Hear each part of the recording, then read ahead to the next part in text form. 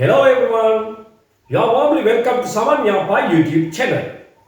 අද දවසේ පාඩමෙමුත් සුපුරුදු විදිහටම ඔයාට එදිනෙදා කතා බහ ලස්සන කරගන්න වාක්‍යයක් කියලා දෙන්නයි මේ සූදානම් වෙන්නේ.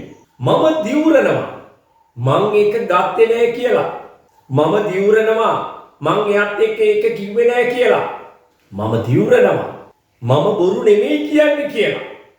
ඉතින් මෙන්න මේ වගේ අදහස් ටික ඉංග්‍රීසියෙන් කොහොමද කියන්නේ කියලා දැන ගැනීම ඉතාම වැදගත් වෙනවා.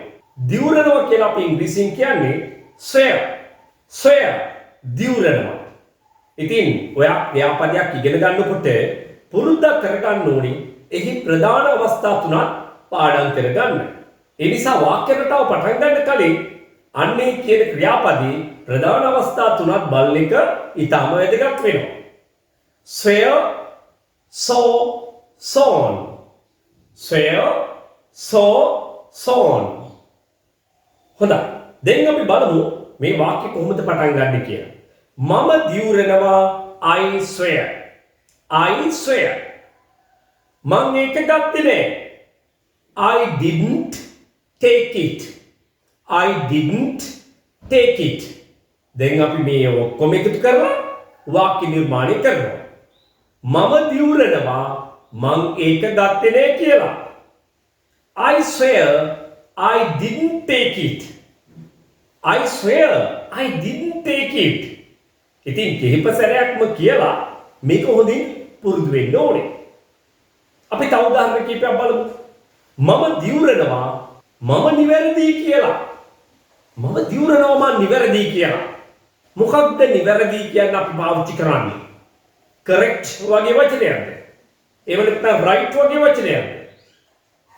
අපි විශේෂයෙන්ම නීතිය ආශ්‍රයෙන් කතා කරනකොට වැරදි කරු නිවැරදි කරු වැරදි නිවැරදි අන්න එතනදී භාවිතා කරන වචනය ඔයා දැන ගැනීම ඉතාම වැදගත් වෙනවා. innocent කියන වචනයයි ඔයා මෙතනදී භාවිතා කරන්න වඩාත් සුදුසු වෙන්නේ. I'm innocent මම අහිංසකයි. හොඳින් මතක තියාගන්න. ඒකේ අනිත් තේරුම තමයි මම නිර්දෝෂී අන්න වචනේ. මම නිර්දෝෂී කියන්නේ I'm innocent කියලා පාවිච්චි කරනවා. මම දිවුරනවා මම නිර්දෝෂී. කොහොමද කියන්නේ? I swear I'm innocent. I swear I'm innocent. මම වැරදි නැත්නම් මම වැරදි කරුයි කියන එක කොහොමද කියන්නේ? I'm guilty. ඒකත් මේකම මතක තියාගන්න. I'm guilty. ඔබ වැරදි කරුද නිවැරදි කරුද? Are you guilty or not? ඔබ වැරදි කරුද නිවැරදි කරුද? අන්නේ කහන්නේ ඒ විදිහටයි. ඔබ නිර්දෝෂිද? Are you innocent? Are you innocent? I swear I didn't steal it. Steal කියන්නේ හොරකම් කරනවා. Steal, stole, stolen. Steal, stole, stolen. ඒකත් පාඩම් කරගන්න අමතක කරන්න එපා. I swear I didn't steal it. මම දිවුරනවා. මං එයාට මොනවත් කිව්වේ නෑ කියලා. මං එයාට මොකුත් කිව්වේ නෑ කියලා මම දිවුරනවා. I swear I didn't tell him. එහෙම නැත්නම් I didn't tell her anything. මම දිවුරනවා මේ කියන්නේ ඇත්ත කියලා.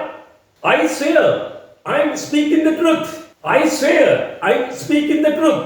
මම දිවුරනවා මම මේ කතා කරමින් ඉන්නේ මේ කියමින් ඉන්නේ ඇත්ත කියලා.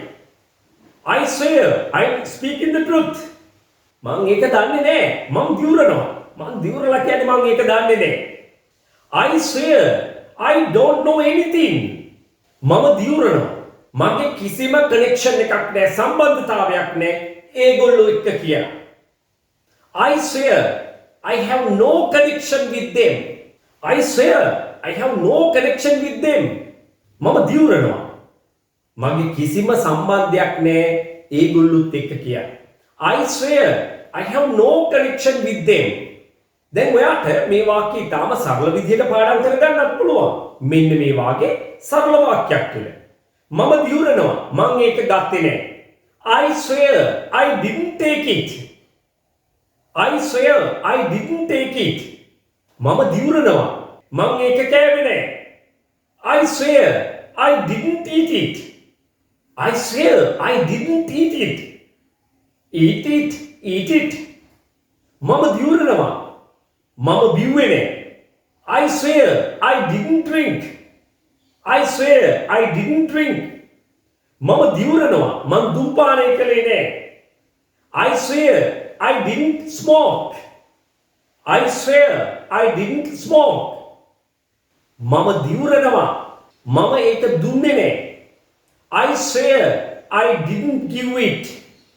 I swear I didn't give it. මම දිවුරනවා. මම මොනවත් දන්නේ නෑ කියලා. මම දිවුරනවා. මම මොනවත් දන්නේ නෑ. I swear I don't know anything. I don't know anything. මම දිවුරනවා. මම මොනවත් දැනගෙන හිටියේ නෑ කියලා. In the past tense. එතකොට කොහොමද කියන්නේ? I swear I didn't know anything. Don't know වෙනුවට අපි didn't know එතන පාවිච්චි කරනවා. I didn't know anything. I swear I didn't know anything. මම දිවුරනවා. මම කිසිවක් දැනගෙන හිටියේ නෑ කියලා. මොනවත් දැනගෙන හිටියේ නෑ කියලා. හොඳයි. එහෙමනම් අද දවසේ පාඩම ඔයාලට හොඳින් තේරුම් ගන්න පුළුවන් වුණා කියලා මම විශ්වාස කරනවා. ඉතින් මේ වාගේ පාඩම් මාලාවක් දිගටම මම කරගෙන යන්නයි බලාපොරොත්තු වෙන්නේ. ඔයා මේකට දක්වන්නේ කැමැත්ත අකමැත්ත. එහෙම නැත්නම් ඔයාගේ අදහස් සුදහස් යෝජනා චෝදනා මේ සියල්ලම මට කමෙන්ට් එකක් විදිහට දැනගන්න සලස්වන්න. ඒ වගේම ඔයාට මේ පාඩමේ ප්‍රයෝජනවත් වුණා කියලා හිතනවා නම් ඔයාගේ හිත මිතුරන් අතරේ ෂෙයා කරන්න අමතක කරන්න එපා. ඒ වගේම ඔයාට විශේෂ පණිවිඩයක් කියන්න තියෙනවා. ඔයා විදේශගත වෙන්න බලාපොරොත්තු වෙන කෙනෙක් නම් ඔයා ගුරු වෘත්තියේ නියැලෙලා ඉන්න කෙනෙක් නම් එහෙමත් නැත්නම් මොනියම්ම හෝ වෘත්තියක නියැලෙලා ඉන්න කෙනෙක් නම් ඔයා රැකියාව බලාපොරොත්තු වෙන කෙනෙක් නම් ඔයාට ඉක්මනින් ඉංග්‍රීසි කතා කරන්න ඕනේ කියලා හිතමු. විශේෂයෙන්ම විදේශගත වෙන්න බලාපොරොත්තු වෙන ඉන්න අයට ඉතාම හදිසි ඉතාම ඉක්මනින් ඉංග්‍රීසි ඉගෙන ගැනීමේ උවමනාව තියෙනවා. ඔයාගේ දැනුමට ගැලපෙන කුඩා කණ්ඩායමකට එකතු වෙලා ආදේශක ගුරුවරු නැතුව කෑම බීම නවාතැන් පහසුකම් මේ සියල්ලම එකම ස්ථානයේදී ලැබිලා ඔයාට දවසකට පැය 10ක් 12ක් පුරුදු පුහුණු වීම කරන්න ලැබෙනවා නම් කොච්චර අපුරුද කොච්චර හොඳද. අන්න ඒ සඳහා ඔයාට අනදි අවස්ථාවක් දැන් තියෙනවා. දින 21 නේවාසික පුහුණු කඳවුර සඳහා දැන් ඔයාට සහභාගී වෙන්න පුළුවන්. ඉතින් ඉක්මනින් ඉංග්‍රීසි ඉගෙනගෙන කතා කරන්න උවමනාව තියන අය 30 වෙන අංකයට කතා කරන්න. මේ පාඨමාලාවට සීමිත සිසුන් සංඛ්‍යාවක් තමයි මදු ගන්න. වැඩි විස්තර සඳහා ඔයා දැන්ම WhatsApp voice message එකක් දාන්න. එහෙම නැත්නම් දැන් ඔයාට අවස්ථාව දීලා තියෙනවා මේ 30 වෙන අංකයට voice call එකක් ගන්න. ඔයාගේ අරමුණ ඉංග්‍රීසි භාෂාව ඉතාම හොඳින් ව්‍යාකරණානුකූලව ඉගෙන ගනිමින් ඉංග්‍රීසි භාෂාව චතුර ලෙස කතා කරන්න නම් ඔයාට මේ පාඨමාලාව ඉතාම වැදගත් වෙනවා කියලා මම දන්නවා. අන්න එවැනි අවශ්‍යතාවයක් තියෙන ඔබගේ නෑදෑ හිත මිතුරන් අතරින් මේ වීඩියෝව ෂෙයා කරන්න. So thank you everyone. Bye for now.